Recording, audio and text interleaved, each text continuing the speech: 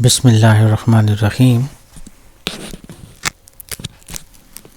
Now the topic this time is integration by parts. This topic is very important and so many things are hidden in this topic. First of all, you must know whenever you are going to integrate a function by parts, then you keep these words in your mind, that is LIATE. This is a formula for picking the function in by parts. This pattern is given in the book of Howard Denton. You can find in the chapter of integration. LIATE means L means logarithmic, I means inverse trigonometric, A means algebraic, T means trigonometric, and E means exponential function. For instance, this is a pattern to select a function. This is a pattern to select a function, that which function will be the first one if you have two functions. For instance, if we have x e raised to power 3x number 1, so this is x into e raised to power 3x, and we want to integrate this function, so we will use the method by parts. So there are two functions, the one function is x and the second function is e raised to power x. Now you have to select in this case which function will be the first one, so you can use this terminology LIATE. In maximum question this terminology will follow, but it is not applicable in every question, but most of the question can be solved by this pattern, and this pattern has been given in the book of Howard Denton. You can find this in chapter of integration. So in this way we have an algebraic function and with exponential function. So according to this theory, algebraic function will be the first function and exponential will be the second function. So this is the formula. So first function as it is, take the integral of the second function, and that is e raised to power 3x divided by 3 minus integral sign. Just keep this function over here, e raised to power 3x by 3, and then differentiate the first function, that is 1. After simple calculation you will get e raised to power 3x by 3 minus 1 by 3 and integral of 3x. Now what is the actual purpose of by parts? You have to eliminate at least one function by integration. So in this way now you have to eliminate function x from here. So you have left x e raised to power 3x divided by 3 minus 1 by 3. The integral of e raised to power 3x will be e raised to power 3x by 3 plus c. So finally this will be the answer, e raised to power 3x divided by 3 minus e raised to power 3x divided by 9 plus c. So this is one example by using this method. Now in example 2 you can see the first function is x square and the second function is trigonometric function. According to the rule, you can select algebraic function as a first function and trigonometric function as a second function. So continue in this way, the first function as it is and integration of the second function. So the integration of sign is minus cos 4x divided by 4 minus the same answer will be written over here, cos of 4x over 4, and the integration and the differentiation of the first function, that is 2x. So this is one time we have applied by parts. So what will happen? X square cos 4x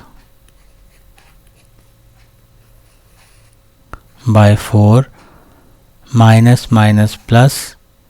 So this 2 will be cancelled out this 4 and we will be left 1 by 2, and still we have two functions in product form.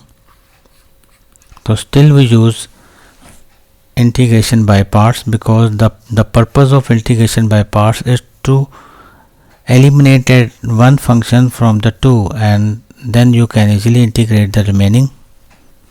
So again we will use by parts. X square cos 4x divided by 4 plus 1 by 2. Similarly, it is also again according to the given pattern, algebraic function will be the first function. So x as it is, integration of cos 4x. So integration of cos 4x is sin 4x by 4, and same answer will be written over here, that is v 4x by 4, and the differentiation of the first function, that is x. The differentiation of x is always 1. So finally this will be the pattern. I can conclude my question here. We have minus x square cos 4x divided by 4 plus x sin 4x divided by 8, and then minus 1 by 8 integral of sin 4x dx. Further simplification, we can get x square cos 4x divided by 4 plus x sin 4x divided by 8 minus 1 over 8. Integral of sine is minus cos 4x divided by 4, then plus c. So this will be our final answer for this example. You can just remove this minus with this minus, so it will become plus. So finally this is your final answer for the example number 2. In example 3, we have an inverse function. We cannot integrate inverse function directly, so we will use the method by parts over here. So we will produce 1 here, because this function will be the first function always according to the pattern given. I mean inverse function, and 1 is actually an algebraic function. So this will be our second function. So according to the rule, u as it is means first function as it is, integration of the second is x, integration of 1 is always x. So x is over here, and then the differentiation of sine inverse x is 1 minus x square dx. Now the question is in simplified form. You can further elaborate. X sine inverse x. In this question, right now you can easily integrate this factor, because the derivative of the function can be generated into the numerator, because you just required minus 2. So we can produce minus 2 into the numerator, and then whenever you produce minus 2 into the denominator, you have to divide by 1 over negative 2. So this negative and this negative will become this will be positive, and what you have left 1 minus x square raised to the power negative 1 by 2 and minus 2x as a derivative which you have produced, and finally what you left x sine inverse x. Since the derivative of the function is present, so we can use the power rule. So after using the power rule we get x 1 plus x square 1 by 2 over 1 by 2 plus c. Now this is our final answer. If you want to write the final answer in proper form, so it will become x sine inverse x plus 2 1 minus x square plus 3. So this will be the final answer in case of inverse function. So whenever you have an inverse function, the inverse function should be the first function, and the second function you can pick 1 as a second function and then integrate by parts. Now in example number 4 we have the logarithmic function. Whenever we have a logarithmic function, so it should be the first function, but we have the only one function. So what will be the second function? So natural log of x will be the first function and 1 will be the second function in this case. So first function as it is, integration of 1, that is x, minus this x will be replaced over here, and the derivative of ln x, the natural log of x, is 1 over x dx. This x will be cancelled out, and what you have left, x natural log of x minus 1 dx. So finally you can get the final answer, x natural log of x minus the integral of 1 is x plus c. So this is one example.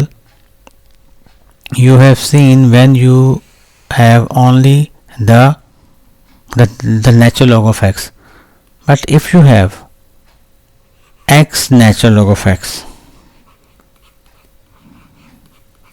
this is example number 5, then what will you do? Of course the natural log of x will be the first function, integration of x, that is x square by 2. So similarly x square by 2 over here, differentiation of natural log of x, that is always 1 over x dx as it is. So what we have, x square by 2 natural log of x minus 1x will be cancelled out, so 1 over 2 x dx. So finally x square by 2 natural log of x minus 1 by 2 integration of x is always x square by 2 plus c.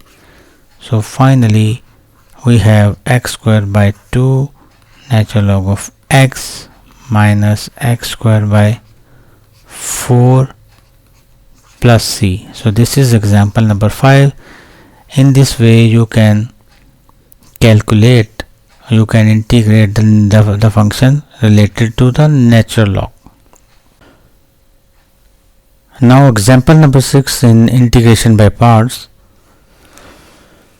In this example you can see the exponential function and the trigonometric function both are available in the question. According to this pattern, trigonometric function should be the first one and exponential function should be the second one, but this is the first example in which we can say this pattern you can avoid this pattern, because if you take exponential function as a first function and trigonometric function as a second function, even then you can find the result. So that's why it is, this method is not applicable everywhere. This is the example in which you can take exponential function as a first function. No need to take trigonometric function as a first function. You can use any one of them as a first function. So this Liet process, this pattern is fails here. So in maximum question you can follow this pattern, but in this question this pattern may be changed. So we will substitute this question by I. Now if we substitute, the exponential function is the first function and the trigonometric function is the second function, then what will you do? First function as it is, integration of the second, so that will be minus cos of x, minus cos of x over here, and the differentiation of ex is always ex, so this is always equal to I. So minus e raised to power x cos of x, this minus minus will be plus, so again e raised to power x cos x dx. So keep in mind, if you have selected exponential function as a first function in the start of the question, so the second time it should be the first function as well. So this function will be the first function and this function will be the second function. We will again use integration by parts. So first function as it is, integration of cos, that is sin x, minus integral of sin x, then the differentiation of e raised to power x, that is always e raised to power x. After simplification you will see minus e raised to power x cos x plus e raised to power x sin x, and this particular expression will become I. So we will substitute I over here instead of integral sin x ex dx.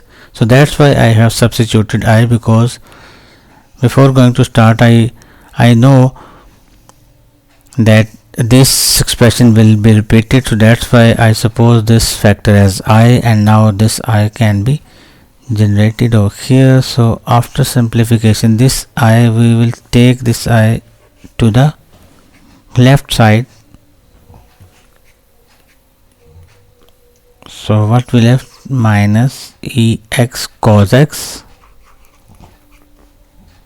plus e power x sin x. So this will be 2i minus e power x cos x plus e power x sin x. If you want to find the value of I, so dividing by 2 on both sides, so e power x cos x over 2 plus e power x sin x over 2, then plus c. So this is the final answer for this type of integrals.